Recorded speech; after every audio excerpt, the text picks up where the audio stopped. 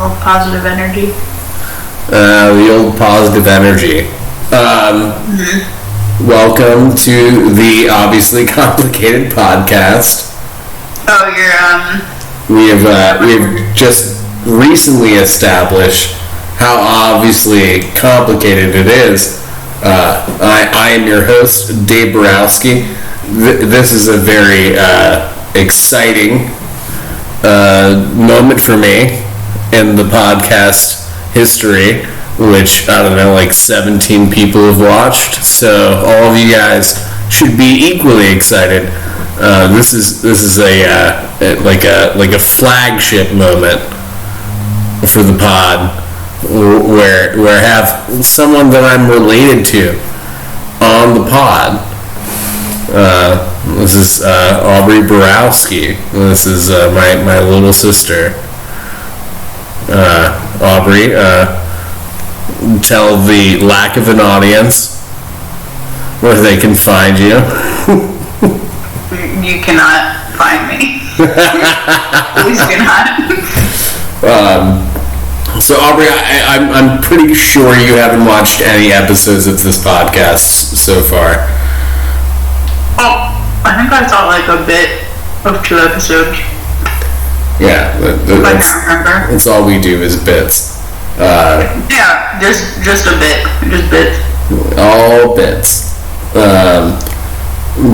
So, you know, like the staple sort of like aesthetic of everything that I've been doing, not just comedy wise, but artistically, and you know, like as far as like YouTube videos that I make, has been like how badly can I produce it and then still make it feel genuine. You know, I mean, usually if something is the more poorly produced something is, I feel like it feels more genuine. Depending on the situation, but that's fair. I do like that you went like full like gamer mode. Oh, the background? I was talking more headset. Oh, yeah. No, I use this for like work calls and stuff too. So I'll just like have this headset during a work call. It's not just like Twitch aesthetic.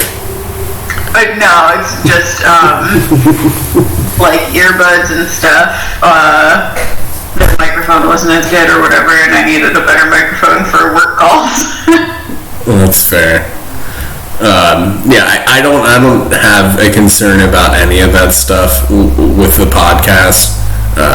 Most of it is either like me doing exactly what we're doing right now and having just as much trouble pulling it off. But the reason we call it the Obviously Complicated podcast is because generally, like the through line of this pod is like, hey, how can we make very polarizing things funny? Like that's the like sort of like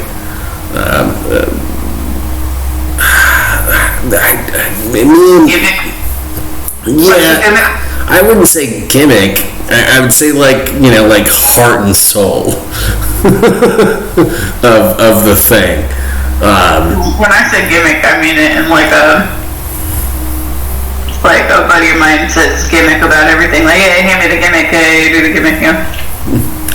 That's what I mean by gimmick, not so much like a performative gimmick. It's like a right. Yeah. So how British people refer to a cigarette, you know, like hand me the cigarette.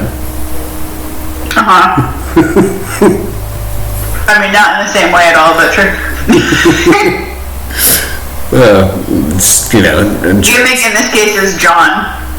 John, yeah, the old JAWNS. Yeah. You know what's weird, Aubrey, is that people down here in the South have no fucking idea what the fuck we're talking about when we say that shit. And they'd be like, go get the yield. And I'm like, the what? They're like, the yilt. And I'm like, the fucking what are you talking about? I have no idea what that You know what a yilt is? No. That's the make or break point of a thing. That eludes me. Yeah. So like, I was about to fight this guy, but then my girlfriend came over and was like, hey, don't do it. And I was like, alright, that's the yield. Okay, so when you go... So you wouldn't go get a yield? Or you need to bring a yield to your friend. Okay. It's weird. Right. It's so weird. It's so weird. I don't understand it. But then I try to explain to them what jank is, and they're like... So it's like something that's built badly, and I'm like, but no, it's endearing. It's not, it's like... They're like, so it's a thing that doesn't work? Artisanal. Yeah. And they're like, so it doesn't work. And I'm like, but like, it's like cool that it doesn't work. You know what I mean? It's like jank. It's like steampunk, but less stylized. Yeah, it's like, who's that fucking one game? I don't know.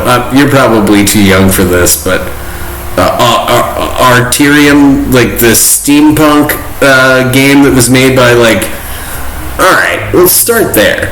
Because me and you have actually talked a lot about this, and that's sort of like one of the structures of this structured podcast.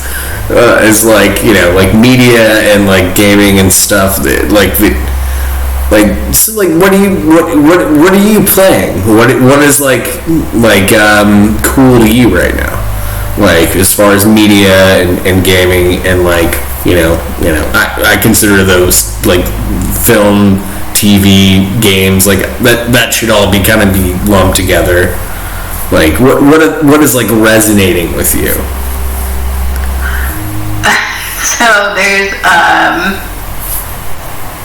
two games that I'm playing consistently-ish. I like that you have like a virtual cat that like blips in and out of existence in this. Yeah, he's a real cat, but but he's like part of the Matrix. There's also like a stuffed dragon back there. Is that a real black cat? No. Wait, I think I saw a real black cat. Which is really funny because we have two of them and they do look very similar too. So I'll have that happen all the time. And like, this is completely off topic and I'll circle back, but I was talking to my therapist about my issues with derealization. And one of the main things was the cats triggered my derealization for a while, and like we dug into like why that is and whatever. But like that was part of it. Was there two of them, and so I would see one and be like, all right, and I saw it walk away, and then there's one right there again, and I'm like, what's happening? So it's straight up like the Matrix in my house and my head sometimes. And this podcast because it's streaming to the point where you're like. Is it real? No, I feel like I've successfully done away with with having derealization issues triggered by the cat. So like right now we're good. So we're fine. So this isn't messing me up, fortunately. That's fair. Well, yeah, so we're gonna get to depoids at the end of the podcast. Oh yeah, no, that was like a brief little thing. Back to media and whatever. So I've been playing this casual game called Cozy Grove. I've heard of it. Yeah, it's super cute. It's like, Animal Crossing type beat, and then my husband Andrew recently got me involved in classic WoW. So like, World of Warcraft, but not current. Yeah, my ex-wife also got me involved in heroin. This is not great. Wait, your Andrew or my Andrew? I was saying my ex-marital spouse. I was like, I don't think none of the Andrews are to blame for that. Yeah, he was playing classic WoW for a while and was like, maybe you'd be into it, and I was like, yeah, okay. So I've played every so often. It's not like a big deal. So you were a dabbler in the opiate pandemic. Yeah, it's the Wrath of the Lich King one, so it's not like, full blown. I would say it's probably like MDMA as opposed to like a heroin for the retail, Well, I was gonna say that there's only two things in the world that I've ever heard anyone refer to being off the needle from. That is heroin. Oh my God. And classic World of Warcraft. Yeah. So I don't know. I would say League of Legends is a little more dangerous at this point. Reality, but yeah, League of Legends is like, everyone I know who plays League of Legends is like, if they're talking about it, someone else is like, oh yeah, maybe I'll play it, and the person who plays it is like, don't. Do not play it. It's terrible. It's addicting, and you'll hate it, and you'll hate your life. Yeah, so I'm like, well, that one seems like a competitor. I mean, obviously, you know me, and my audience knows me, that like actual heroin has been like the worst part of that. And if we're gonna be completely real, and also you and my audience of like 30 people or whatever knows me, that it's actually probably like escape. I can do words. Escapism? There we go. I'm not dyslexic at all. No, like escapism and interpersonal relationships have actually been more of like an addictive thing to me than like drugs or media or anything. But yeah, it's not about the specific substance. It's about like how it makes you feel and how to shift your mindset. Yeah, right. When you have like anyone that has like a relationship with a thing or a person or a media or some content or whatever it is, and they feel like they can't like not feel the same outside of that. That becomes problematic, and that becomes like a very tenuous situation. So, for sure, I think I was more addicted to being like told that I was okay than I was just feeling okay. And you know me probably better than most 99 point whatever the fuck percent of people on the planet, and have seen me go through my ups and downs and stuff, and I do think that is true, because like I never returned to said substances, but I did return to gaming, and I did return to like I don't know, like breaking into abandoned houses and stuff, or whatever the other crazy thing was. You have to have something to fill that void of the lack of serotonin or what have you. Well, it's not just that. It's more of like, for me at least, I can only speak on myself, is that for me it always felt like being seen while also being allowed to change. Does that make sense? Yeah. Like being understood for who you are, and then like in addition to that, like having your agency to evolve, and like, yeah, and part of being understood for who you are is that allowance of like, I understand that you need to develop as a person, Well, and I think that's a very rare combo. It's even more rare than having that like sort of like swept off your feet. God bless you, Andrew. Like, like, because like I could meet like a person, boy or girl, tomorrow, you know, God bless you, Andrew. You get one more and then you're done. You're cut off. Then I'll just kill him. Yeah.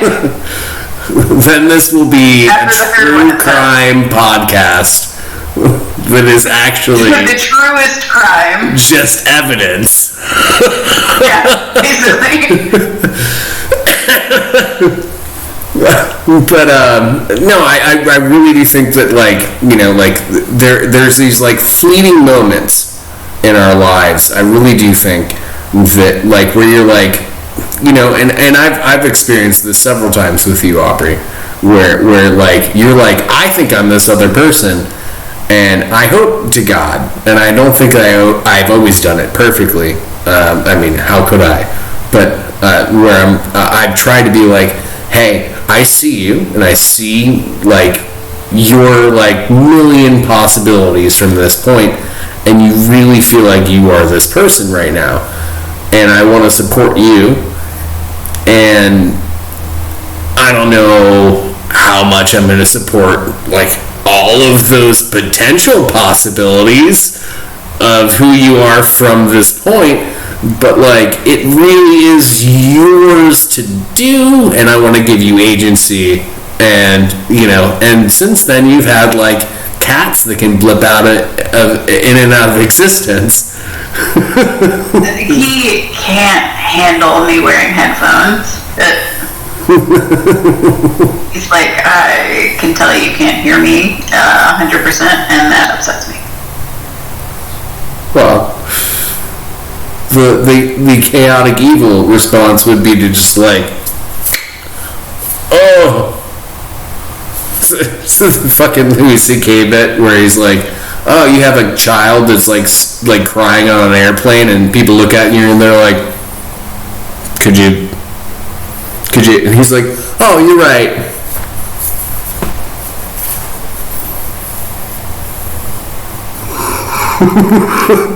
Like, oh, you just wanted me to murder my child right now to make you comfortable?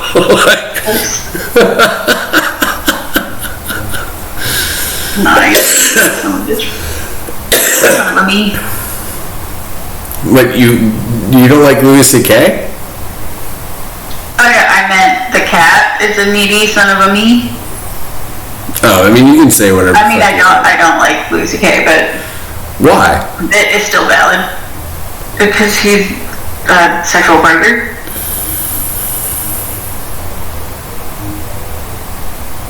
Should I elaborate on that? Sure.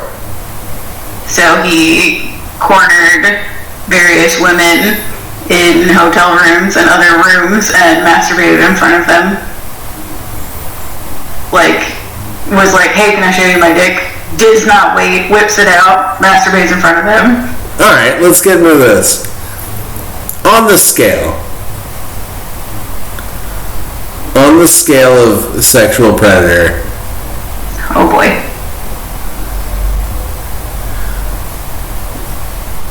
Too real? You mean like, should I rate him 1 to 10? Like, where is that going? I'm just saying, like, you know, if a guy has like a bunch of people in his hotel room, he's like massively famous, and all he wants in the world is to just jerk off and fall asleep, and he's good at it. He's fantastic at jerking off. Yeah. I mean, I'm sure there were like 40 years of practice. at least. Yeah. That's the point of this podcast, is to have like very charged concepts, and then us find a way to make them funny. Well, so here's the thing: is he's a comedian. He had however many years of practice being a comedian. He got paid for that. Yeah.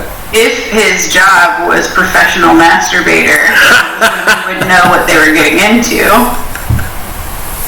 The difference is that they were invited to a comedian's hotel room and then put in an uncomfortable position of, do I tell this famous person I don't want to see him masturbate because that's not why I came to see him?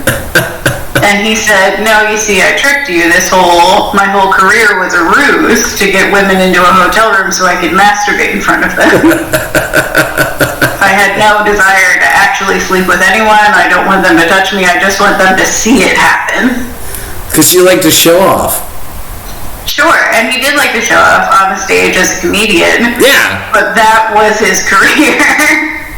Not being a fucking professional masturbator. Because again, I feel like they would know what they're getting into if that's what the job title was. Now, several prolific female comedians, including like Whitney Cummings and Sarah Silverman, who I think are some of the goddamn best, Hilarious. were present for many of these occasions, and they thought it was hilarious. Now, does it change the thing that they were established enough and close enough to Louis that, like, then they got the joke? Or, you know what I mean? Not that I want to take away their, what's the word I'm trying to think of? Personhood, you know.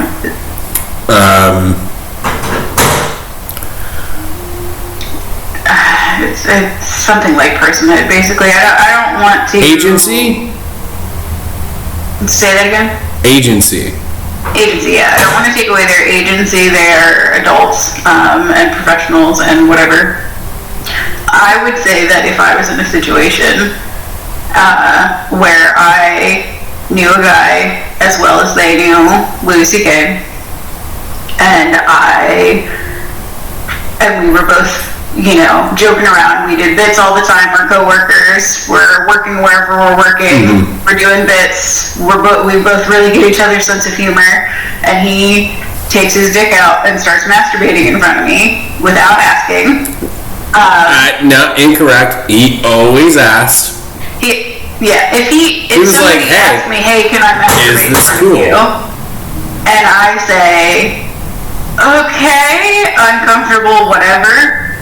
I, as a coping mechanism, may say, oh yeah, it was a bit. But I'm not sure, again, not to remove their agency as people, I'm not sure I, in myself, could believe that somebody masturbating in front of you is a bit.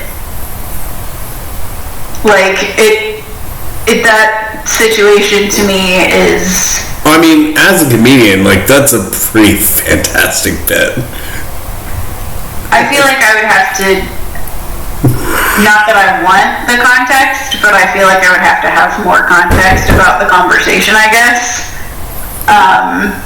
Alright, hang on. Somebody's beating at my door. Give me 1 second. Yeah. This is going to be very interesting. I'm not sure how this pod is going to go now.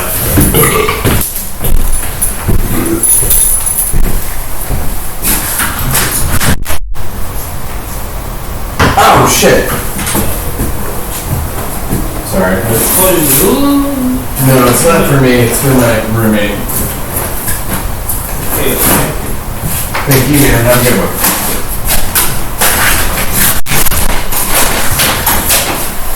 Ah, god damn.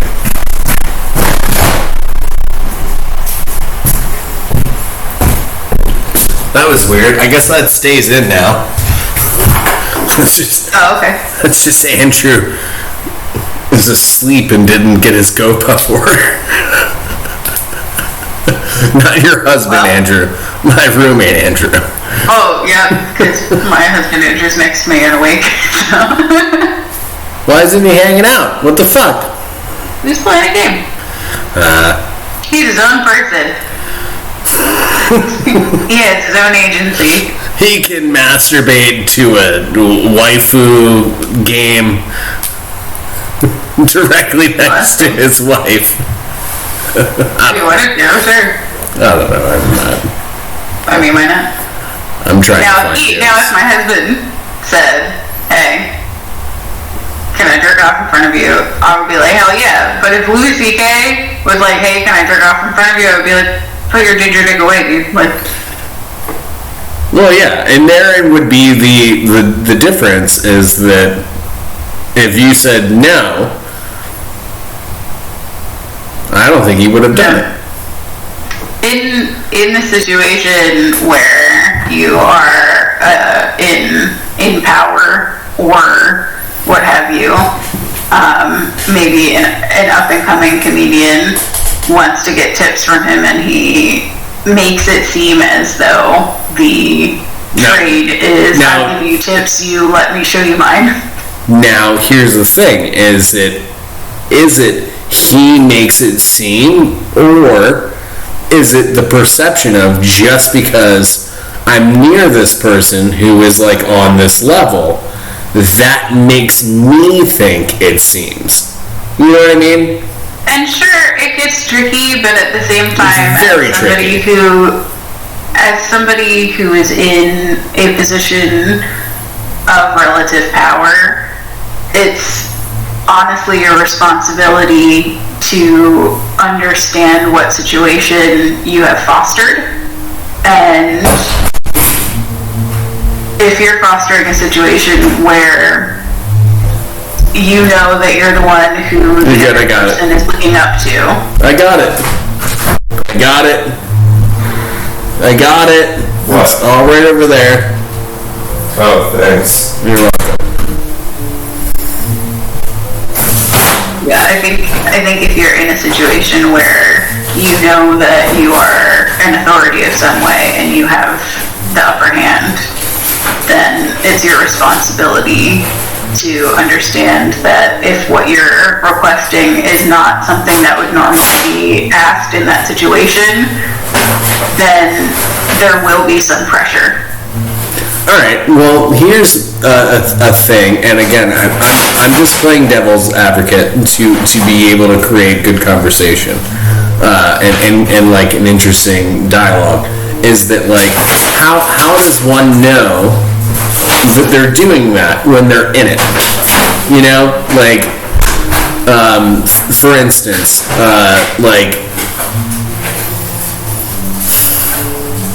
You know, there could be this may be too dark, this might be too dark, but how would one know, like, for instance, in our parents' paradigm, where, you know, like, there have been children, sort of, like, not sort of, you know, clearly taken advantage of within the, you know, constructs of what our parents were trying to create as a safe place, but there was this like undeterminable factor within that that no one could have assessed, and so like within that, how can you ever be sure that you are in a like, you know, a factor or a safe space or a thing where it is your responsibility or your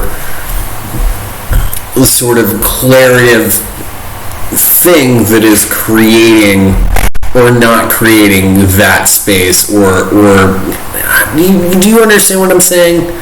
Like, so I think the instance you're referring to is when a small boy was in a bathroom and an older man who had a mental disability, and based on his doctor's assessment at the time, which I believe is not like held up anymore in medical circles, but at the time we believed that this adult man had the mental capacity of a 6-year-old boy. So there was a small child in a bathroom. This adult man with a mental disability went in and pulled his pants down and showed him his penis. I believe that's the situation you're referring to, and that was at our parents' church. That's one of them. So that is an example of this man with a mental disability is not the one fostering the safe space that you're referring to. It would be our parents who are fostering it, and then they didn't know that that was happening. This man also has a mental disability, and he therefore is not in his right mind to know, but if he was, in his right mind, knowing he's an adult man, he would know that this is an inappropriate situation. Person is not only a minor, but somebody who is much smaller than me, somebody who is not fully able to consent, I feel like, is a good way to put that. So, all right, that's an interesting thing. I want to put a pin in that and then let you continue. Mm-hmm. So, in a situation, we're both taking a sip at the same time. I love it. It made me laugh, but I don't.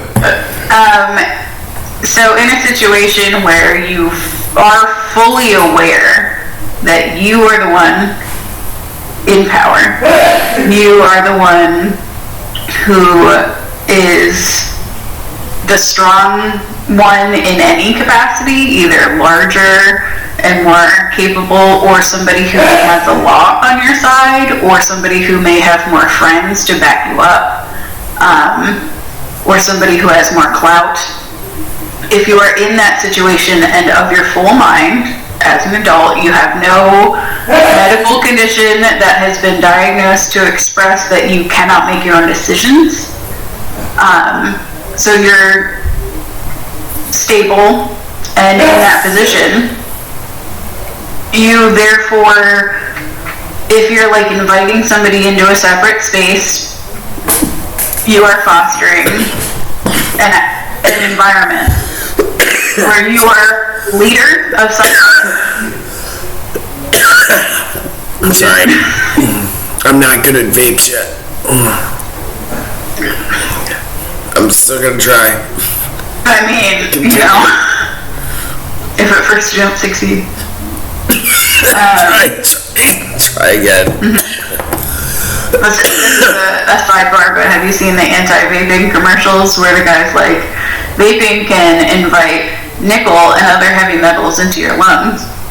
Well, it sounds like he says nipple every time. And so every time Andrew and I see that ad, where he says it can invite nickel and heavy metals into your lungs, that's metal in your lungs. And so we, after the ad ends, every time we go, that's nipple in your lungs. And metal in your lungs. See, but it's not as funny as the concept of nipple in your lungs. Like, how many nipples you got in there? That's a very Rick and Morty concept. Yeah. So I just started vaping and it got all these nipples in my lungs. I didn't even think, it never warned me, never gave me a fair shake. Now it's got all these nipples and just up in my lungs. Now I can't breathe. Just one big nipple. Alright, so I hear what you're saying, and I think that there is like a tremendous amount of accuracy to it. Just as devil's advocate, I would like to say, like, what if you are, like an insecure man that doesn't think they're attractive, that doesn't think they're good, that like is like massively unsure of how they got to this level of like fame and success, and all they want to do is jerk off, and like there's people hanging out and they're awkward and they don't know how to deal with social interactions. They're not even sure how, and this is all theoretical / maybe accurate, but like, and they're just like, hey, all I want to do is just jerk off and go to sleep. I don't know how to deal with people right now. Can I just like fucking jerk off and go to sleep? And everyone's like, do it, fucking whatever. We're out hanging out here doing cocaine and drinking and stuff. We're all comics. And then you just do that and everyone's like, oh, you're a monster. Contextually, that's not what I have heard has happened. I mean, like, from people on the inside of it, now that I'm like meeting all these people, that's what I've heard has happened. And this is a classic, like, he said, she said thing. And this is a large group of people and that conversation is happening and you're like, Well, every major comic that is still working today that is known Louis in any capacity are like, no, he's just a weird guy that doesn't know how to deal with people and then just wants to jerk off and go to bed. And like that's the impression that I received from it, and I wasn't there and would probably have to refresh my memory anyway, but the impression that I received was that some of the situations were he was alone with another woman. And yeah, there's a lot of times after he like booked women to open for him and was like, hey, you're an opener, and then they were like hanging out drinking after a show, and he was like, I just want to go to bed, do you mind if I just jerk off and go to bed? And they were like, yeah, sure, why not? And then he was like, cool, I'm gonna do that. In that context, I would say you should still have the awareness to know this is something that should be done in a separate room, at least. This shouldn't be like a would you like to watch me kind of situation. Well, I will say if the situation, like I was literally just talking to some friends of mine, like I was in a group of guys when I was in college, one of which I have known for like almost 2 decades now, so at the time it was like almost 10 years that I had known him, and he was sloshed, and he was telling us, me included, but it was me and 2 other guys and then him, telling me this story about how the first time he had sex is the condom was too small and so it turned his dick purple. it's not an unnormal thing. Yeah, and that that situation, talking about your dick or whatever with a group of dudes, myself included, fine. Because we're all hanging out, we're all bros. I'd known that guy longer than I knew anybody else. The difference in what I had heard that situation being is if it was me and just this guy that I had known for a while, sure, we're bros. Like, we've known each other for so long now. But if he's drunk and telling me the story about his dick, it is a sex organ. So, if you're telling me a story about your dick and you're drunk and we're alone, it instantly has a different connotation of you want to tell me about your dick in private. Well, okay. When that's the situation, when it's 4 of us hanging out, well, but different. What if it is a person that is like non-binary or trans, and like that sex organ doesn't necessarily mean the same thing? Like there's increasingly more. It's different.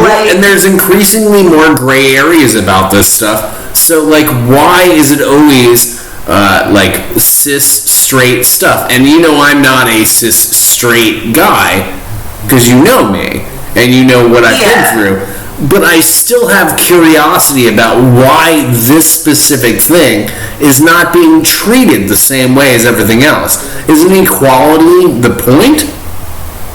The issue is that masturbation as a whole is a sex act as well. It could just be a self-care act. Yeah, but if it's a self-care act, you can do that privately. Yeah, but what if it's hotter that people see it? If it's hotter that people see it and they consent, then that's like fine, but also at the same time, like, know your audience and know if they're consenting because they're uncomfortable or because... My biggest problem about all of this is that if anyone knows their audience, it's Louis. It should be, yeah, like, you're a comedian, you read the room for a fucking living, and you can't read the room that people don't want to see your dick, dude, like, that's really the thing is, like, you know how people work. You're not just a weird, quirky guy. Like, you can be weird and quirky and still understand people. He is a weird and quirky guy. But my final... I'm a weird and quirky guy, and I can understand that. I mean, I'm not a guy, but, like, I can understand that. Are you not? Do you not? No, like Still- I normally wouldn't clarify. Still, because you brought still up, like, she, her? And like you brought up like trans and cis and non-binary and stuff, and I was like, you know what? I should clarify the specific like this closeness to having talked about that. I am actually a cis female. Nah, you're not. Like- You're not cis. You're female. Yeah, cisgender is you identify with your assigned gender. That is, I'm not. You're assigned. Yeah, like Doesn't that seem a little crazy? Yeah. Doesn't that seem a little crazy? Like, you have this scientific biological makeup, and I'm very accepting of all people, and that's why I will make fun of you. It's because I will make fun of anybody, and I make fun of myself. But like, doesn't that seem a little crazy? Like, you're assigned, like you're. Like, we don't believe in the occult and conspiracies and like the esoteric, but we believe that like who you're scientifically born into is not determined. Like that's assigned, but like the construct of the universe and like who you are existentially is not assigned. Like no, that's assigned. But like, does that you see what I mean? Like there's I'm not sure I understand, but there's some sort of like the podcast actually started recording, but I have a fever, so my brain's not 100% firing on all cylinders. So. I'm just saying there's like some sort of like basic hyperbolic hypocrisies that are going on here. All right, so like anything that is outside the current scientific medical concept of what is a fallacy that you don't agree with.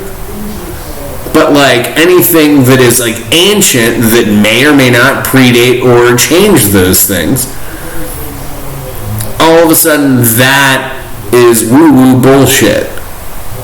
However, based on current scientific data, which is what we have, there is like 2 chromosomes, and this certain thing that scientifically, with what we are based on, happens, and you have one gender or another biologically. No, actually, that is just like this weird gray thing. But like then we talk about other stuff when it comes to like things that science can't fully map out, and that comes into question. That's woo-woo bullshit. But like identifying as gender or having different identities or all this stuff, which I fully agree with, like that's fine. But like we're like actually like turns out that the pyramids were made 12,000 years before basic archaeology is concerned. Now all of a sudden that is pseudoscience. And it's like, where's the fucking consistency here? It feels like another church. It feels like another set of you have to fall within these constructs.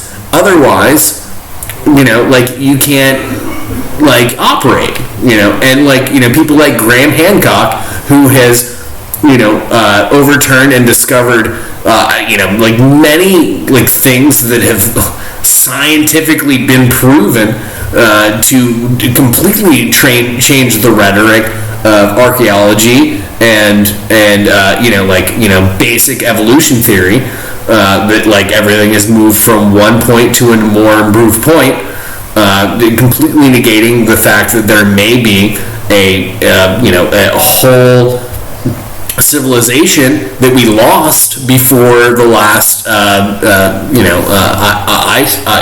what is it called? Ice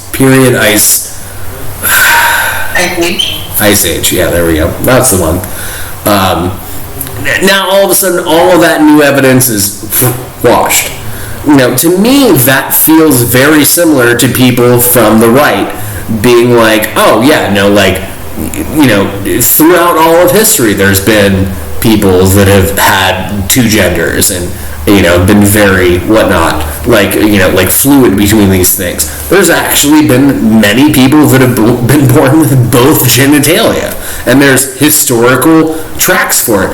But like on one end of it, like people don't want to accept it, and on the other end, people don't want to accept it. And it's like, shouldn't we all just be able to like scientifically be like, where's the evidence? Let's look at the data, the actual real data, and like not like have some sort of fucking ideology that like predisposes us to ignore new data. Like, shouldn't we all be open enough to like be able to be like, oh, well, that's new data, we should rethink what the fuck we thought was real. Yeah.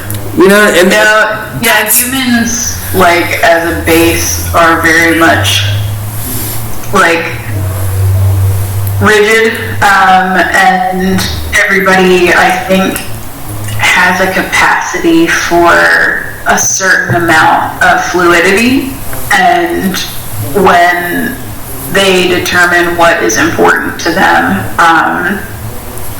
and what one categorization of what's important to you is political parties, but like, so... And fuck them, dude. Neither of them give a shit. I don't care about political parties. That's just an example of... Neither of them give a fuck about the working class or people in as a whole. They don't give a fuck.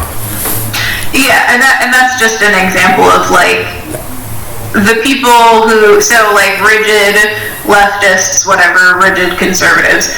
So they are the type of people who identify with labels like Republican, Democrat, whatever the fuck, like, but I'm a libertarian, shit like that.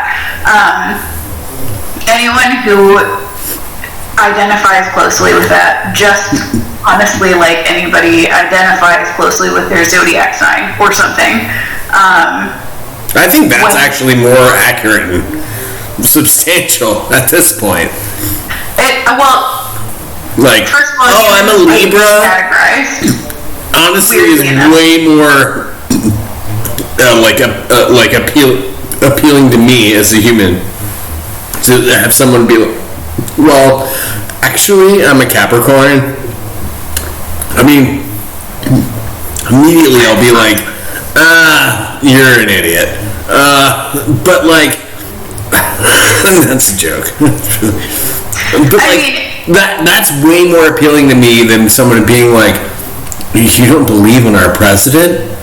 And I don't give a fuck who the president is. I'm immediately going to be like, oh, so you're an idiot. Well, so that's what I mean is like everybody has a specific ideology, and whether or not anyone admits it, we like being categorized. Humans like boxes. Humans like straight lines and everything. It makes our brains feel nice. So sometimes, but also I feel like we hate it. Sometimes we don't. Sometimes we would prefer spaghetti instead of waffles. We hate it. We hate it as much as we love it. We like to be the cool kids as well as we hate cool kids being popularized. I don't want to be in a box. Don't label me, but I need to label and box everybody else because I don't know how everybody else that's interesting. So when you have things like different scientific studies, we all have a level of fluidity and ability to adapt and change. And as we get older, our brains actually form and solidify in different ways. And so we've opened up pathways to, this is the kind of topic I'm going to be open to change with. This is the kind of topic that I have decided does not interest me, therefore I have this belief and I'm rigid about it from now on. I'm not going to adapt in this way. And the older we get, if we don't exercise our brains, we are just stuck in the ridges and whatever, and you kind of have to shake it up to, like I saw this little doodle from some account I follow that was like, your brain is like a snow-covered hill, and when you sled down it, you carve a path. That's like a thought, and then you might get stuck, and when you're really stuck in something, that's how you form like depression and repetitive patterns and stuff, and you have to shake it up like snow globe and start it again. So you have to change your routine and do the different things and keep yourself sharp, and most people are not going to keep themselves sharp, and most people are not actually going to stretch their brains, and they're just going to go into the way that they are fluid in this way. So I'm open to gender possibilities because science says this now, whereas I'm open to this because science says this now. So Okay, and I agree with what you're saying. I think that it's a very insightful thing to say that there are like ruts that we cut ourselves into. yeah, and it all just depends on what you're willing to be flexible on or not. If it's a topic that I think and I feel good about it being updated by new science, then I'm good with it. But if it's a topic that I don't feel good about and it makes me feel icky to think about it changing, and it makes me uncomfortable to think about it changing, then I'm just deciding that that science isn't real and there haven't been any updates to it. Okay. That's how people are. Yeah, well, and I 100% agree. And I think that, before I go there, let me go here. What is an area in your life that you think that you are too rigid to change from? And you can ask me back.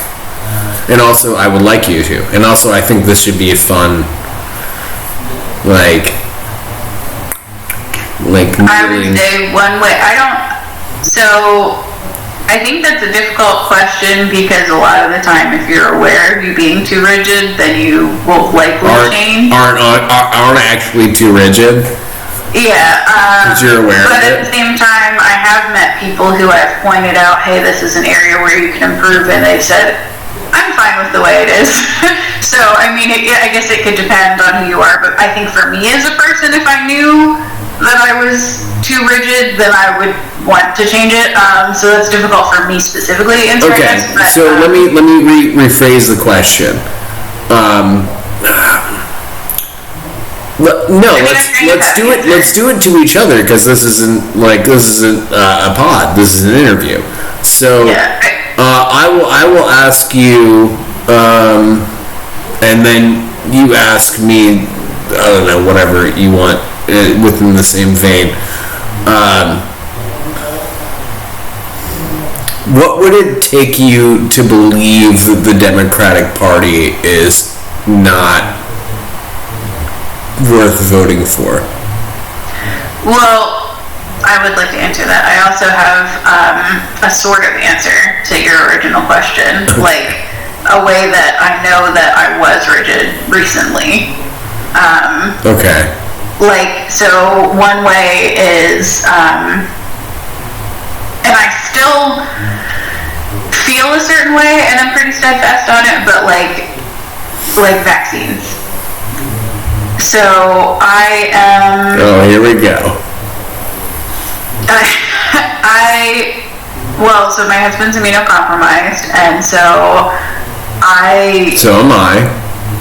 Yeah, and for us personally, I don't really want to push somebody else to be a certain way, because I believe in, like... You believe in bodily agency? Yeah, and I, at the same time, get frustrated when people choose to not get vaccinated, but I also understand the distrust of the government. So for me personally, I am... Hold on. Let's put a pin in this whole thing. How do you understand the distrust in the government? I completely understand that, there's a lot there. So if the government is pushing something, I would love to believe and have not fully blindly chosen to believe that in this specific instance, it is more or less, but not fully, for the best interest of the people. to provide vaccines for COVID-19 specifically. While still understanding that All right, give me 1 corporations second. provide it and are in the pockets of everybody. YouTube, Google. This is all alleged. This is a comedy podcast. None of this has any weights. We're all joking. We're all doing jokes. None of this is actually our actual opinions on anything. Algorithm. Hey, I love you. I'd like to cuddle. We're gonna do sweet cuddle, and then, hey, we're siblings. That gets weird. Oh, I called YouTube Daddy, not you. Well, I mean, we can both. That's actually a favorite search engine thing. Is brother and sister call YouTube Daddy.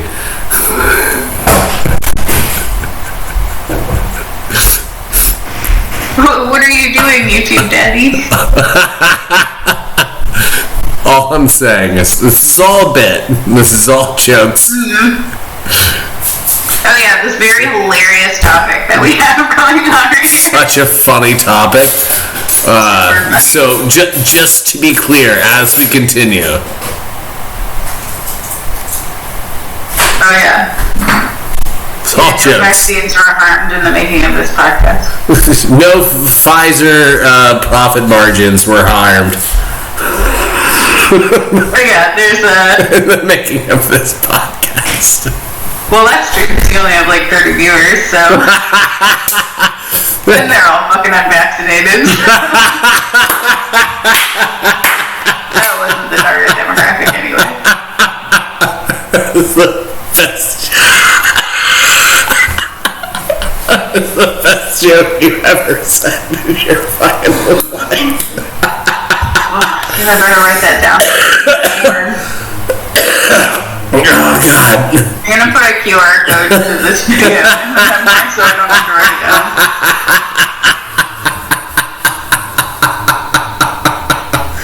Oh, that's fucking incredible. Oh God. Alright. Feel free to steal that. I don't want to. I write my own jokes. I was about to call you any comedian's name who steals jokes, and I was like, there's too many, I can't pick. Yeah, I'm not, I was gonna say Dave Cook, that was my first one, but he's not a joke stealer. It's been shaken I think it was out. like one time that It's happened. been shaken out. And then it like They addressed it, and it was your favorite comedian that he stole his joke from, Louis C.K. And then on his show, Louis, he had him on the show to address it, and they fucking talked it out, and it's fine. They both like this happens often in the comic community where you both think of the same bit. Yeah, and if you're all friends and stuff, and then you do it in a slightly different way, but it kind of is like, you know, and then everyone was like, who did it first, you know? If you have any kind of shared experience. The only reason I have a Twitter is that when I fucking come up with a good joke, I just tweet Yeah, it. look for it. I just tweet it. Tweet it and you stamp it. Into the void at this point, because like no one fucking follows me on Twitter. But like, I'll be like, hey, fucking look at my Twitter. I did it first. You know, it's fine. At least you have a record of it. Jesus Christ. That's so fucking funny. Yeah, so that I'm aware of that being an area that I'm rigid on, mostly because I have gleaned various other things and am worried about my husband's safety, like that kind of thing. But I am still open to, like, obviously, like, there are a lot of factors at play with There's that. a lot of new information. Yeah, but There's a lot of brand new information about that. Yeah, and I'm open to new information constantly, and I have we're friends with a doctor who does like testing on vaccines and stuff like that, and like helped develop this one. So like we asked a literal doctor who literally helped with that, his opinion on things, and like, hey, should we get the booster? Like all that shit. And so we asked him about those things, and like we trust him because we know him and we know he's been doing what he's doing for a long And you're time. too He lazy gets to do paid the by research on your corporations. own. It's fine. Yeah. But you asked about what it would take for me to not vote for the Democrat Party. So generally speaking, I'm not a vote blue no matter who person. When I was taken into the voting booth as a kid with my parents, they would say, yeah, if you don't know who it is, just hit Republican all the way down. Same. And I was like, yeah, and I was like, why? Like, you don't know who they are, so why are you voting for them? Like, I don't know if I've ever told you this, Aubrey. I immediately, when they told me that, was like, blue.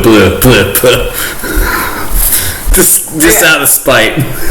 And for me, it was very much a, well, what if the other person has a different opinion or is going to do different things or get things done? Like, I was like, why are you? And all of those questions as a kid were very internalized, which that's a whole other thing. Like, anytime there was something I had a question about, I wouldn't actually ask it. I would just think it to myself. I always did. Yeah, I mean, I should have asked the questions, but when I started asking the questions, I started liking the answers less and less. So, so what it would take for me to not vote Democrat is a weird question because I don't vote for somebody based on their party. Generally speaking, I vote Democrat because that ends up being what aligns with what I do. But like, so for example, I use the I Side With quiz. Have you heard that? I have. And Yeah. that maybe is a good segue to reconstruct my question. Okay. Which is like, what would it take for you to be like, this person who I thought fundamentally, I was completely opposed to, turns out, all right. You know what I mean? Like, what would it take to like completely reconstruct your paradigm? I feel like that would be really situational. That's fair, and it may be too Yeah. broad. It's fine. Let's move on, because we gotta keep the goofs on. We gotta keep the goofs happening. Yeah, All right, you do that thing to me as like my perceived alt-right anti-vaxxer. Misogynist, Before I do that, violence we're talking about pro-women fucking concept that some people have of me, Yeah. which is completely false, obviously. But so before I do that, we were talking about goofs and politics. I met a prominent Democrat, I think he was a senator, who will remain nameless. sure, I don't need to get assassinated. What? I said I don't need to get assassinated. Leave him nameless. Yeah. So I met him, and he was a really cool dude. He was flirting with me in a weird way, which was like, all right, this is kind of strange, but I had only Seems one tattoo likely. at the time, and it was my Lord of the Rings tattoo, and he was like, oh, what's your tattoo mean? And I was like, oh, it's from Lord of the Rings. He was like, oh, I love Lord of the Rings. And he was, I remember who this is. Oh yeah, you remember, yeah. He was like, I love Lord of the Rings, and started talking to me about Lord of the Rings and stuff, and I was like, I'm gonna vote for this man just because he likes Lord of the Rings. And I was like, he's a super cool guy, like we were schmoozing and we were talking and everything, and then, He raped 2 of our friends. oh boy, Yes, correct. I know, I think you're, We're gonna keep him unnamed, and then if we can adjust. No, I think we can clear it up right now. Mine was a Democrat. Yep, that was the one. And much older. Old man. Yeah. Oh, well, that's upsetting. Okay, but on top of that, Like friends with the back house friends. that's Yeah, it's gross. I'm not afraid to put Russ and Summer out there. Like, we're very close friends with this guy, and provided him places. And Sean, you know, all those creepy fucking weirdos. Yeah. Shit got weird with that person. That's very strange, just considering the large age gap, but otherwise... Oh, no, it's not, because that made it cooler and weirder to those fucking creeps. That doesn't surprise me, but... Right? Yeah, no, those fucking creeps are weird. Even before that, like, I thought he was super, super cool, having had a conversation with him, but then, like, just finding out that, like... everybody's in his pocket, and he votes with, you know, people vote through him with money and stuff like that. Like, oh, okay, yeah, so like he might be a cool guy, but I'm just not gonna, you know, I'm not cool with him. The only way those weirdos that I just talked to you about, that we both know, even got close to them at all, was they were like, well, you could rape a friend of ours. Yeah. Fucking awful, horrible people. Yeah, unfortunately, Delaware, what a small place. I'm sorry, say that again. I said, Delaware, what a small place. Well, Delaware, but also, like, in political circles even, like, that's such a common thing, and literally, like, the reason they probably thought, oh, this is... Prince Andrew. Yeah, it's just consistently, But also, that group of people that also did all that stuff. Non sequitur, but like, you know, the Epstein logs.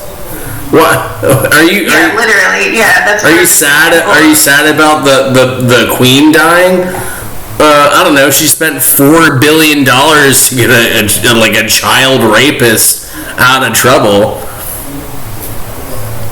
Yeah, it's all about if your buddies, which one of those freaking groups that you're talking about is like mutual. Like I have mutual friends with one of them, and is a rapist, and I'm like, why are you cool with him? Oh well, because we've been through a lot together. No.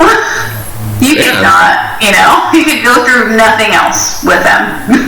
Like, if I got, like, you know, like, you're gonna die in 9 months, the first thing that I would do is get 9 months worth of heroin, and then the second thing that I would do is go and murder all of the pieces of shit that I've ever known, and all of the people that, well, and then just, like, you know, fuck it, at the end there, like, you know, let's January 6th it, you know?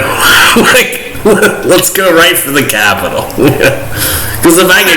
That's a good question. If I could just get shot down in the streets and I have like 3 days left to live, who gives a shit? But if I topple the government and then just die, who fucking cares? You know? Like, that's kind of so I have a two-part question for you then, if we're switching to ask you the same. Yeah. So first question is, where were you on January 6th? I cannot confirm or deny. No, where I was on January 6th was I was like online in Philadelphia trying to figure out where to fucking move in Austin. As Andrew allegedly was in Austin. As far as we know. I have video confirmation and GPS.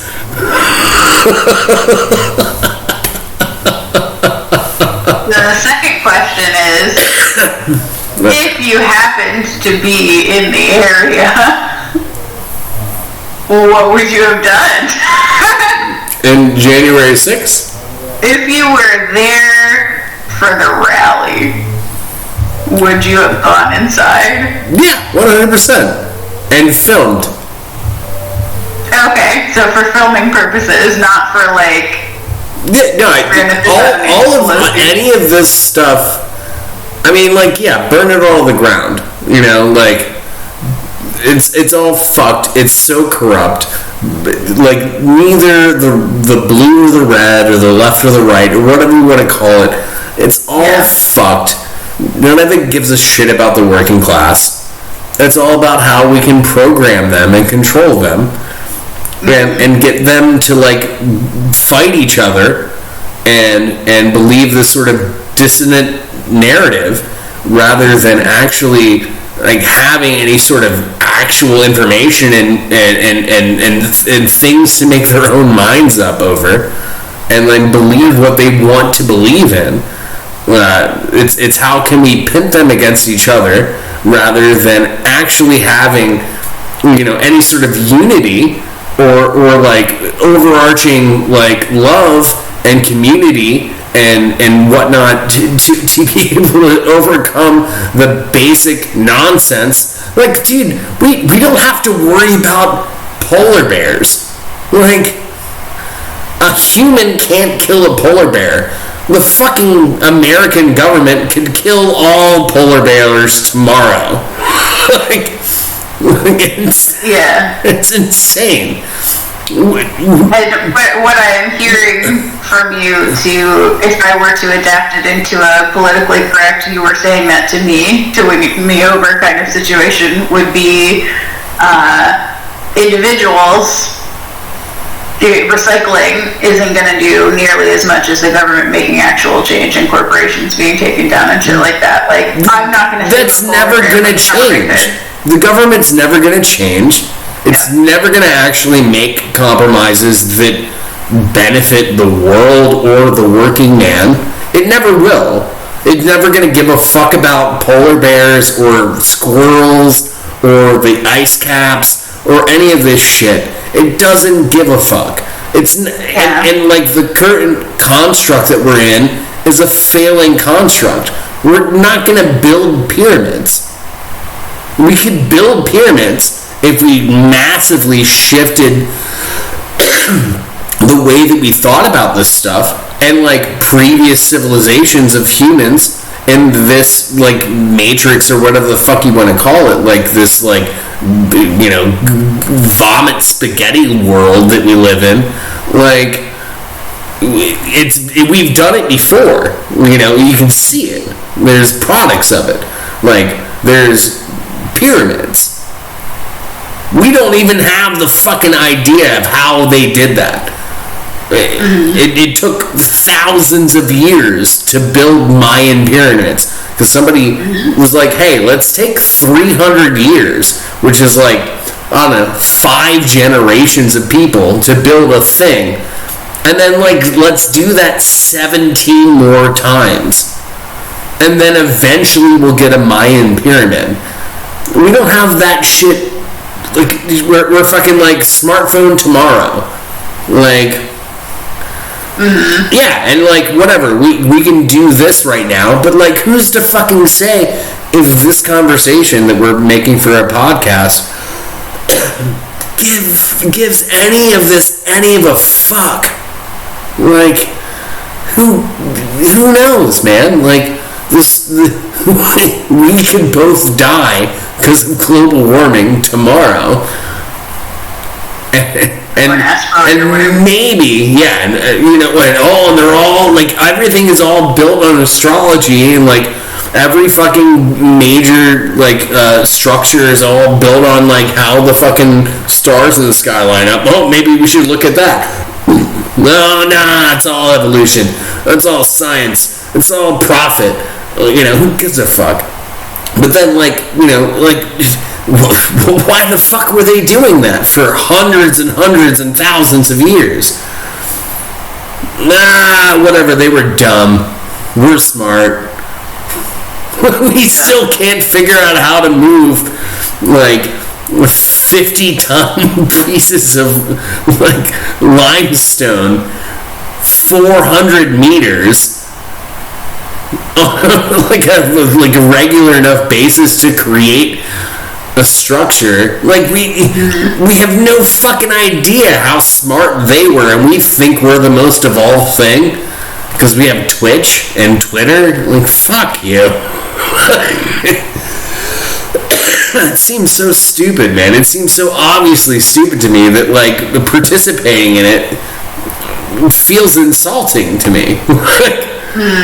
Like, I'm doing this with you right now because, like, they tell me that's what I gotta do to be a fucking good comic. And I like talking to you. You're one of my favorite human beings in the goddamn universe. And I think I can have an actually good conversation with you about it. But it's the conversation that I think means something and, like, is actually worthwhile. Like, it's not, like, I'm not trying to change the world or anybody's opinion based on this conversation. I just think that, like, we're being so isolated and, like pushed into these little stupid boxes. It's so fucking dystopian.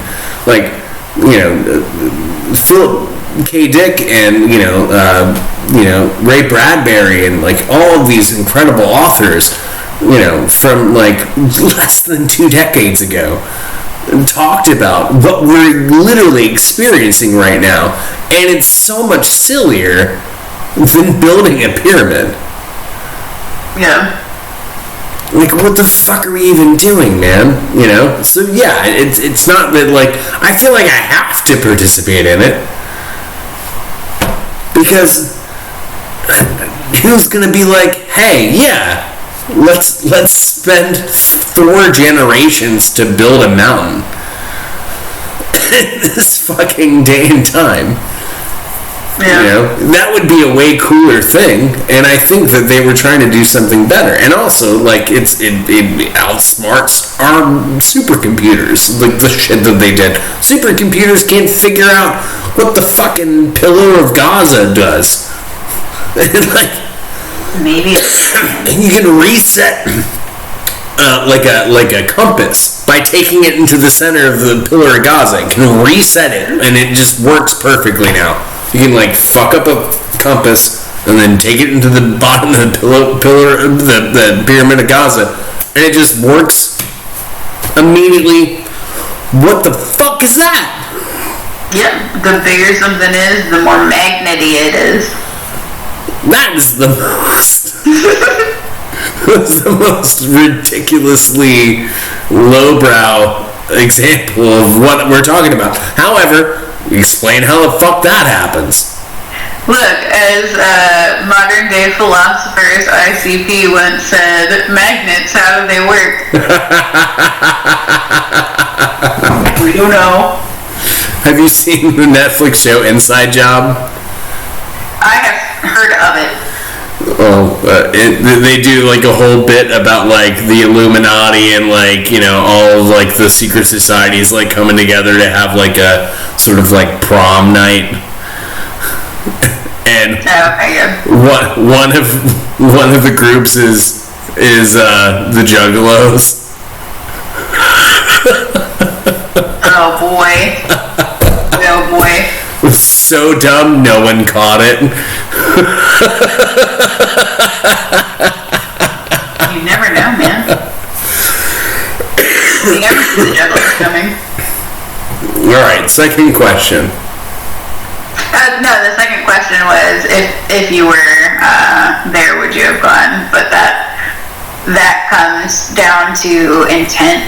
Like, you wouldn't have gone in because Daddy Trump said... No, honestly, Aubrey, I wouldn't have gone because I would have already placed the detonators. Oh, yeah. Mm-hmm. And it wouldn't have been because Daddy Trump is, has gotten the election stolen from him and everybody's lying. It would have been because fuck all of this. No, like, who got elected would mean nothing to the plan. Yeah, that's the ultimate thing, is, like, it's more about, like, fuck the man versus, like, fuck you for saying fuck my man. Yeah. How dare you? Yeah, like, I remember this thing that happened, and at the time I thought it was beautiful. It was the moment that Joe Biden won the election, allegedly. Oh yeah. No, are we really sure? I I don't know at this point. I don't care either. But in Philly, I was working at the distillery,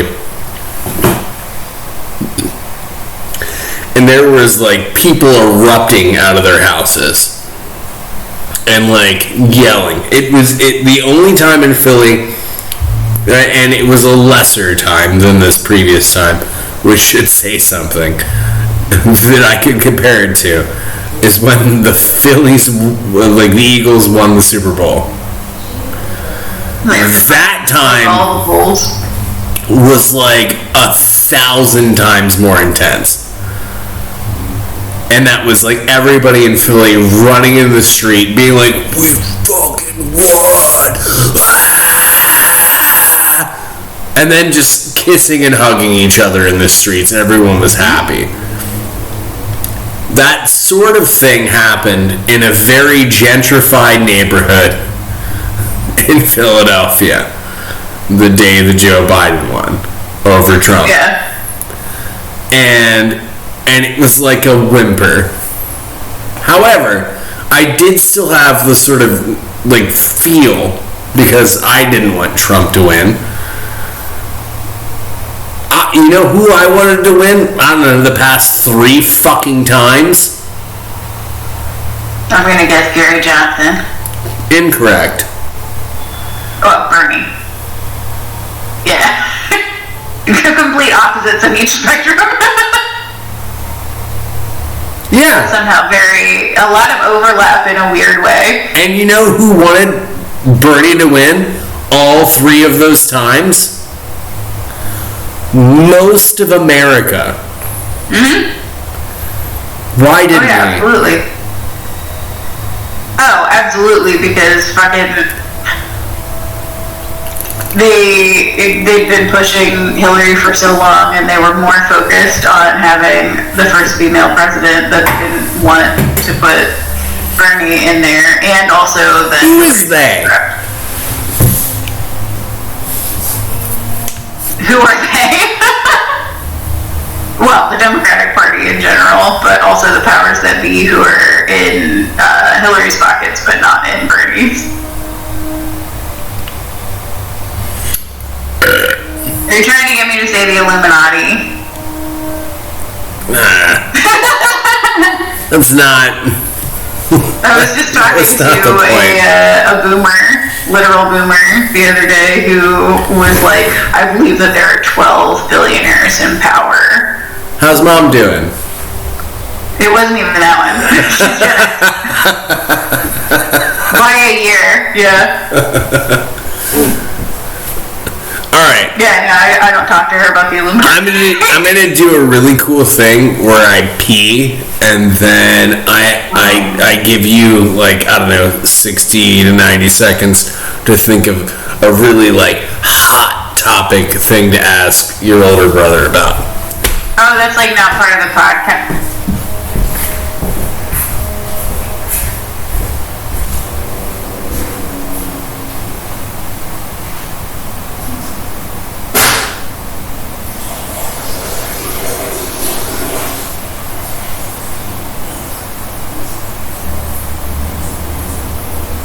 It was part of the podcast. I just needed to pee.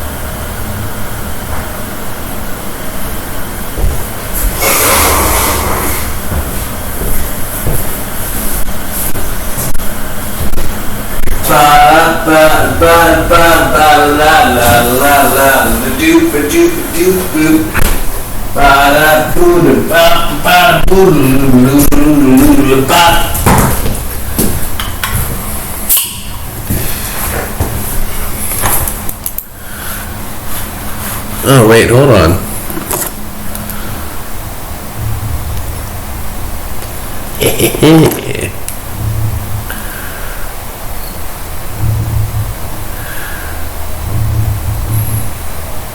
Are you on mute?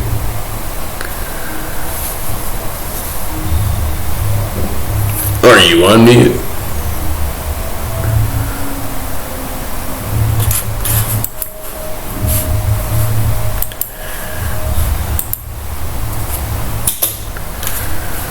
What is happening right now? Did you hack my... Hello? Oh, I hear myself. that's weird. I think you may have hacked. I don't know what happened. That's alright, we're back. Okay. I don't know what happened. This is what guys in in various Asian countries do to look at the handsome thing. Yeah. It's like a handsome pose. It's full heart. Yeah. I can think of like a hard hitting topic. That's cool. We can go funny. A dumb topic. You went what? We can go funny. I mean, that's, Okay. that's What is your generally the opinion hard on one. Yowie? Huh? What is your opinion on Yowie? Yowie? Yeah. I don't know what that is. Ooh, I'm going to explain Yowie. Okay. So there are two facets of Yowie. Yowie as a generality is Yowie's the generality. Yowie as a generality, like as a blanket term. That's such a goofy fucking phrase. Please. Yowie is a generality. Yowie as a generality is Pedophilia is a little Amelia. You'll understand why it's inappropriate to bring up pedophilia while I'm talking about Yowie in a minute. Because Yowie is a genre of... Rape culture is a dumb culture. Unfortunately, there's a lot... Yowie's a genre, and so there's a lot of rape tropes and pedophilia tropes, unfortunately. Oh no! Yeah. So is it Asian? Literally... Yowie is a genre of... Oh, how did I know that rape and pedophilia culture would be Asian?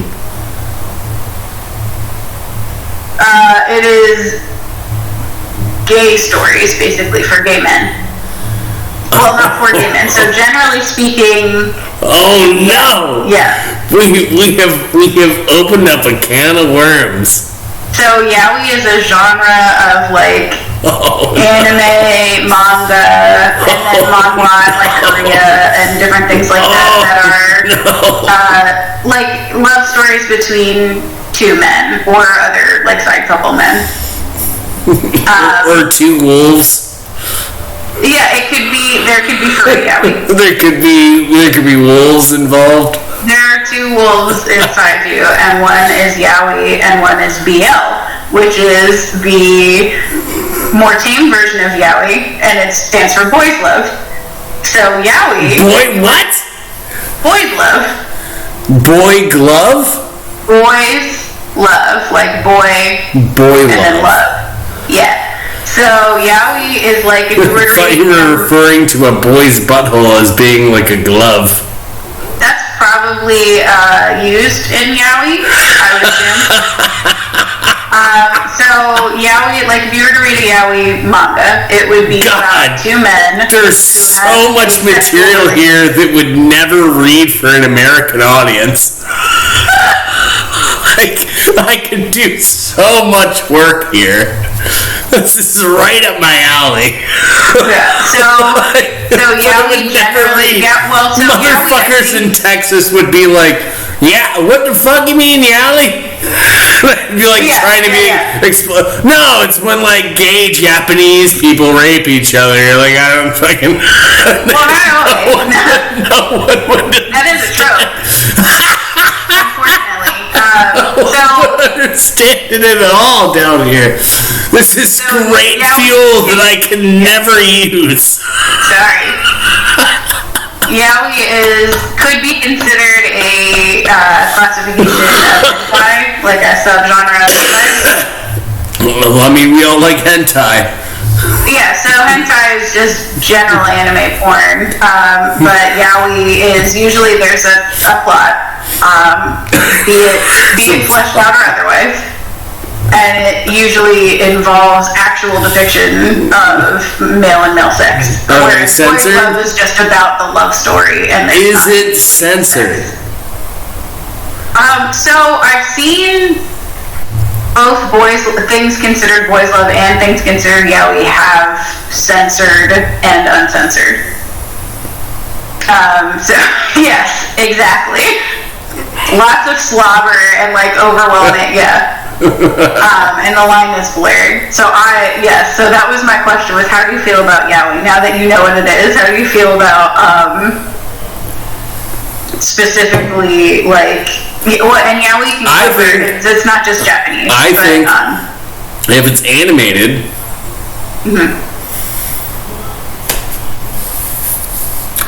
why is it censored and who's it hurting?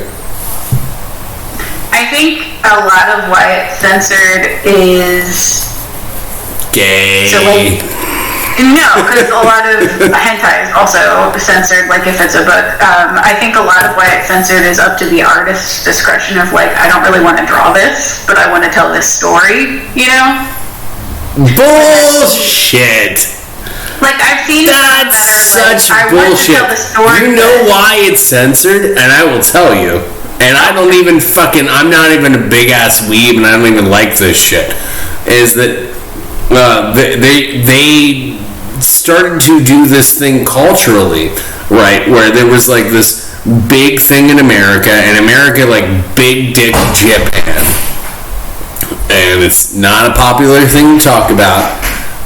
But we dropped 2 atomic bombs on these motherfuckers, and we basically cucked 2 generations of an entire culture, and culture that had fantastic shit to do and can contribute. However, they did like torture and experiment on Chinese people. They're kind of bad, you know what I mean? It's not great, you know. It's also why we make fun of like German scat porn. But like, these are cultures that did historically do horrendous things and then got entirely fucked. And then also there's biological shit.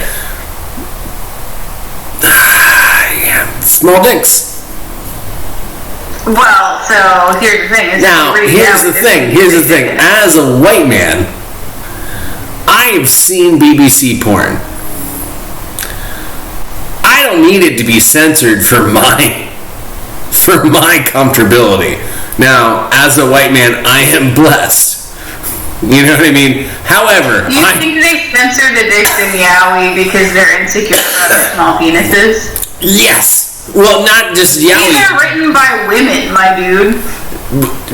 But yaoi and BL cultural. Almost Hey.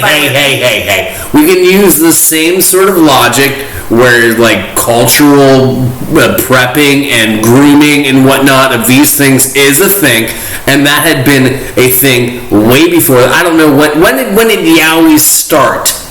Because censorship of Japanese animation started very, very closely after World War II ended. So like it became this big like hiding the cuck kind of like situation. And I'm not saying that as like a weird thing. It's just a fact. It's just a historical thing, and it's interesting. It's interesting.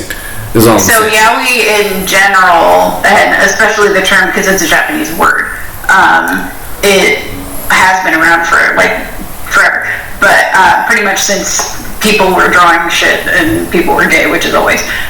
Yeah, all the time. But in the 80s, it had a 1980s? 1980s. Okay. It had a sharp rise in popularity. Around the same time that people were like, "Hey, maybe it's all right to be gay," and you know what? I'm Maybe gay. it's Most all right people to weren't be cool with gay. it. Yeah, like some people were like, "You know what? Maybe I'm gay and I'm fine with that." I think that was when the sharp rise of yaoi came up because they're like, "You know what? I want to relate to something." No, So that's that- fair. I don't know, But- man. I say all this out of very subjective nonsense, but there is a bit, I can't remember who did it, but there's a bit where he's like, this guy is like, America bombed Japan 2 times.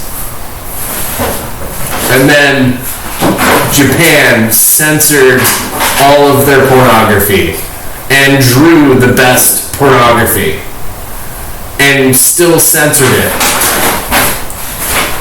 Winner, Japan. Which I think is pretty fucking brilliant. Yeah.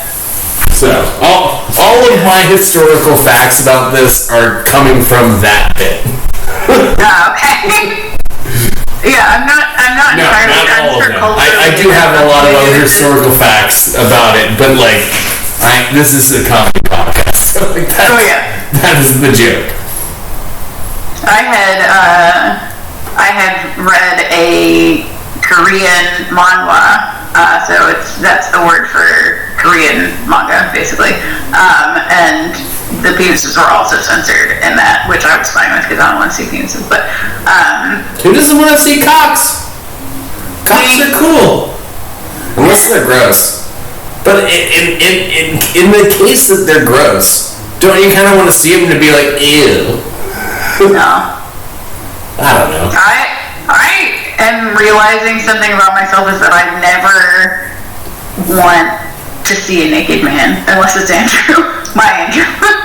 Don't get any ideas, other Andrew. I just like anticipated him being like, "My time is now," and walking into frame. He's like, Just slowly like, you said what? You said you want to see a naked Andrew? he often soft appears in these podcasts, and many times full appears, but not. Yeah, I think I saw like a bit of one of the ones that he did with you or something. No, he's funny. It's great. Anyway,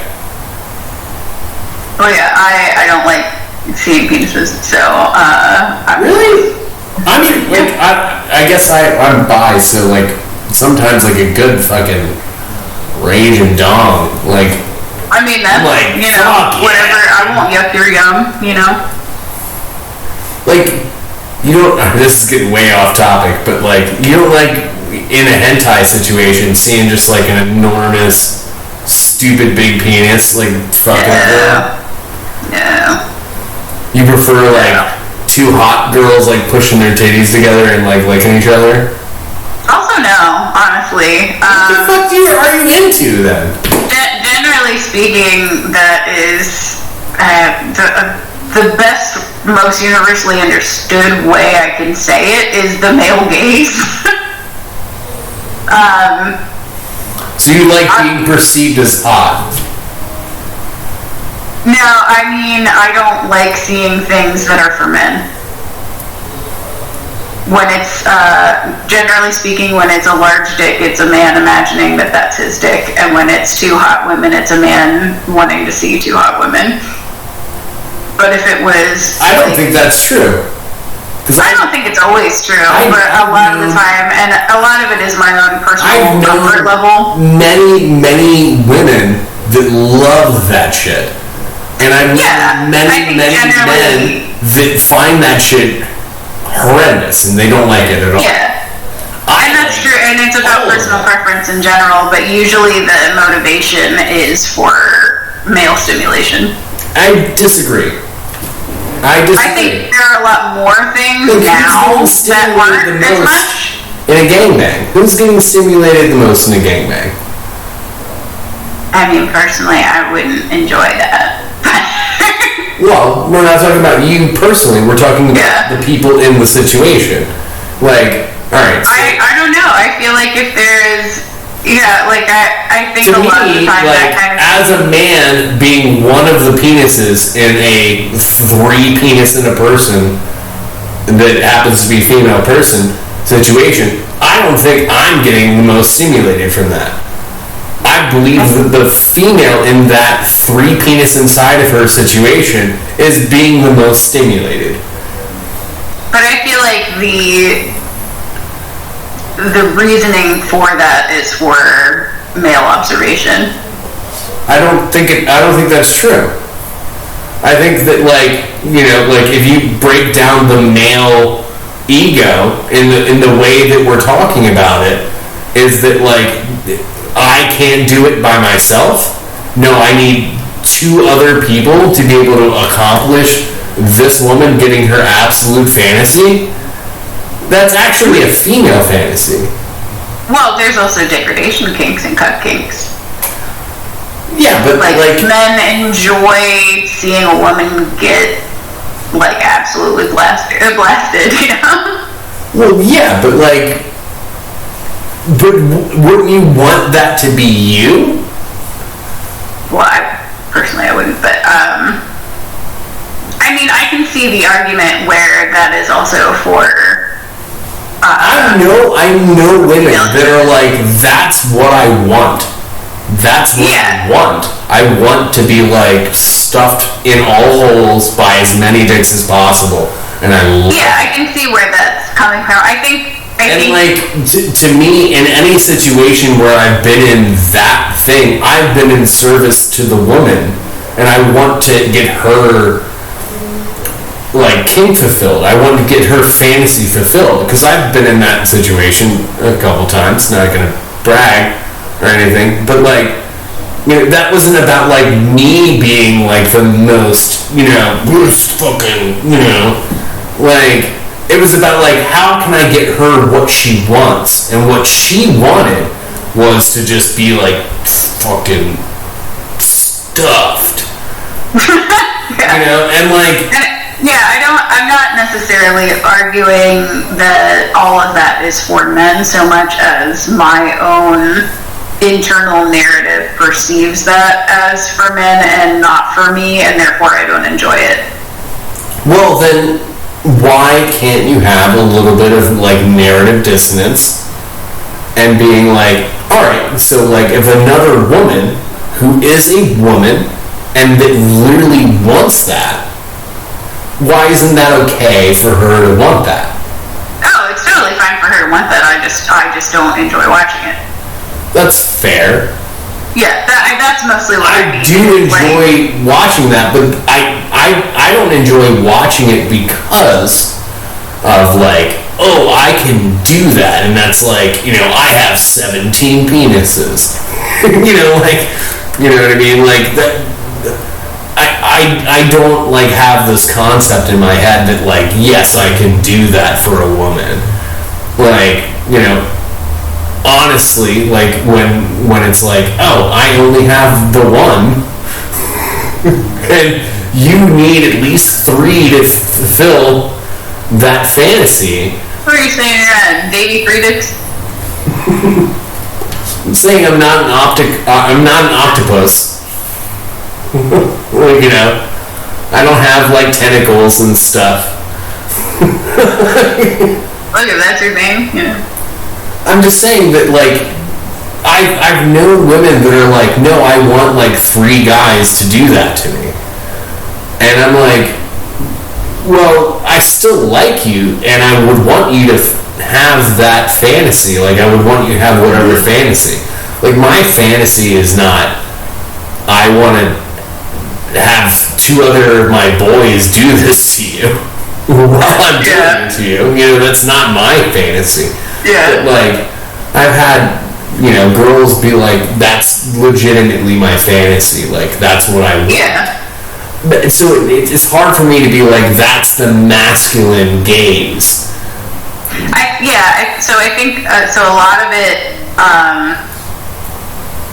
a lot of things are obviously, like, for the male gaze, but, and for the gays who are male, but, And the gays that are male. yeah, because every time I hear male gaze, I think male gays, like, gay men, and I have to be like, no, change that. Scratch that. Reverse it. Yeah, reverse. So some things are like, oh yeah, that's for sure for men, and then other things are just for me personally. I don't enjoy the male energy of it. I guess I don't know. I mean, like, if I were to think of myself as the girl in a gangbang situation, it's not great for me. Yeah, I don't want to have that happen, and so therefore I am bothered. There's a really good Roy Scovel bit about this where he's like, when you get really deep into the jerking off and watching porn void, and you watch a gangbang porn, you're like, oh fuck, they want her to do this shit to her. Yeah, and I mean, I have said before to other women who have like a bit of like shyness or like revulsion of that, like, you know, there's something a little bit empowering in a weird way about like, I can get all these dicks off. well, not so much that, but like even the concept of just one, like, some women, myself included, at some point in my life at least, are bothered and uncomfortable with the idea of having, like, of being penetrated, basically, which I'm sure a lot of men also, most men, I would say a lot of men have that issue, so, like, it's understandable, and I'm like, you know, I feel like there is something empowering in a way to have the most vulnerable part of a man so easily snapped off. And you're the one with the power to snap it off. So that's how I kind of have to think about it, of like, I'm not being like forced upon. If anything, I'm being trusted. I don't know. I as someone who's been through some things that was forced upon,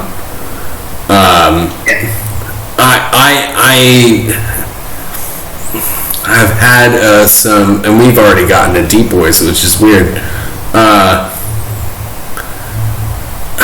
I feel like there is this very thin membrane between the two things.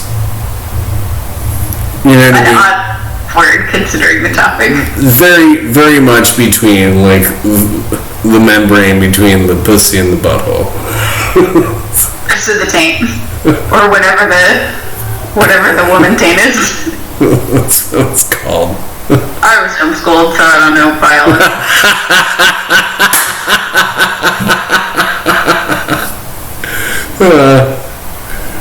No, Super off topic, and we can totally go back to everything else, but having been homeschooled, I didn't even know about Pangea. I was that bitch who didn't know about Pangea. I didn't know about any of it, except what like our people in the church and neighbors taught me about it, so. I was a whole adult when I did the Google deep dive myself about what Pangea was.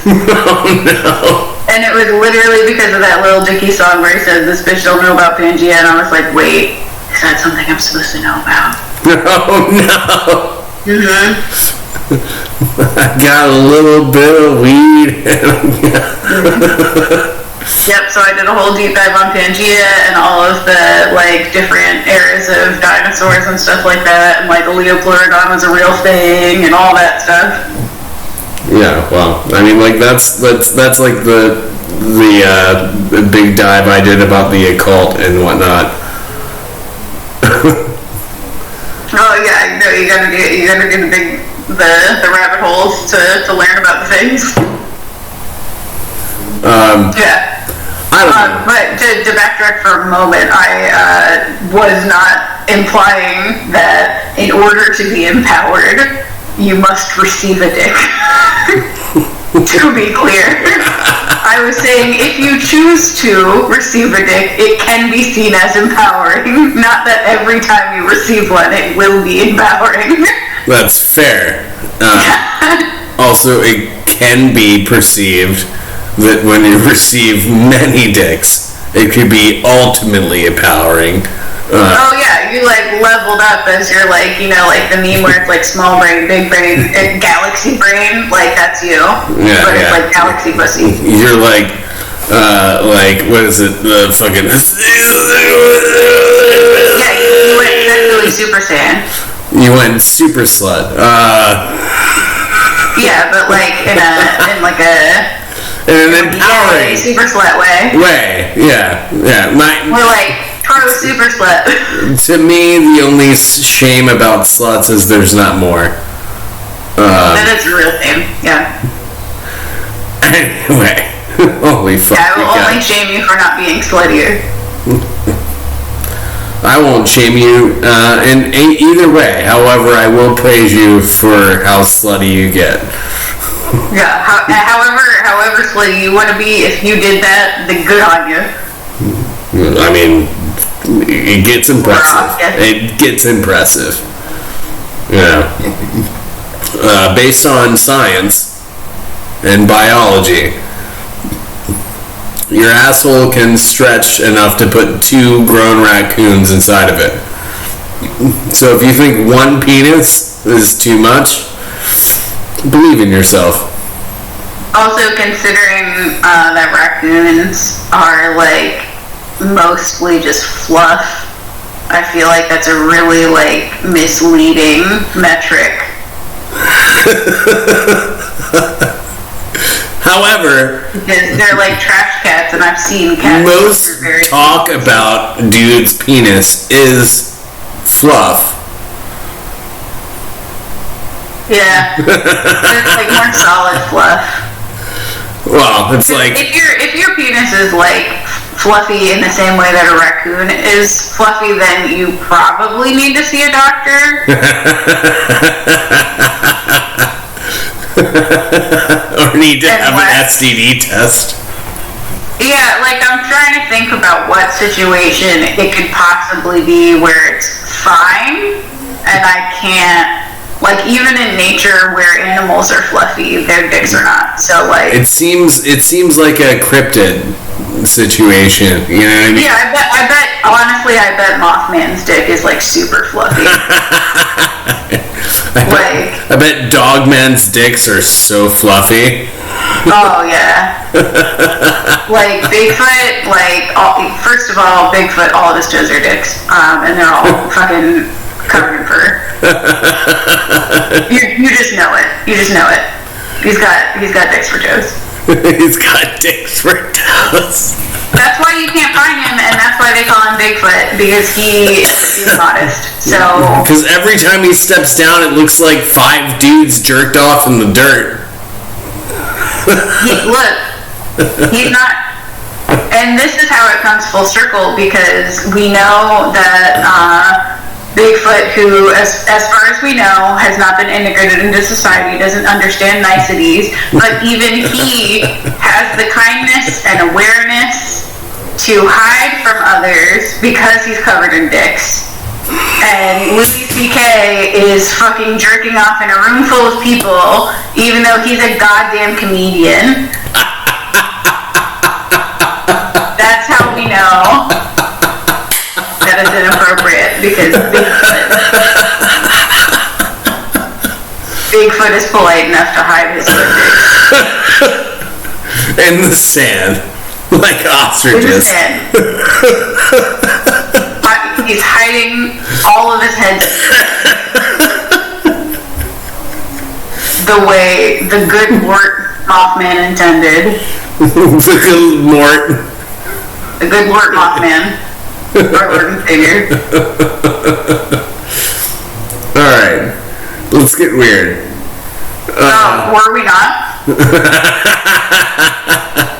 No, we were. It was good. It was very funny. Let's get weird though. Let's talk about conspiracies that we believe.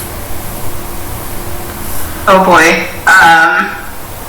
You start. I have to pee really bad.